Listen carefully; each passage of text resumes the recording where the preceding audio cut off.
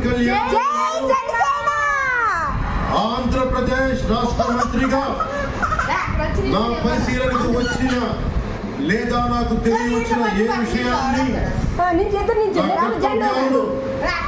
సక్రమంగా నిర్వహించేందుకు అవసరమైన మేరకు తప్ప ప్రత్యక్షంగా గాని పరోక్షంగా గాని ఏ వ్యక్తికి లేదా వ్యక్తులకి తెలియపరచనని లేదా వెల్లడించనని దైవ సాక్షిగా ప్రమాణం చేస్తున్నాను.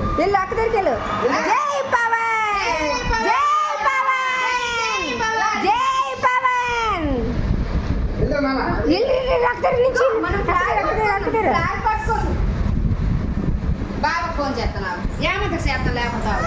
వీళ్ళు కూర్చో అడగరాడు వాడు ఎలా రాడు నేను చూస్తాను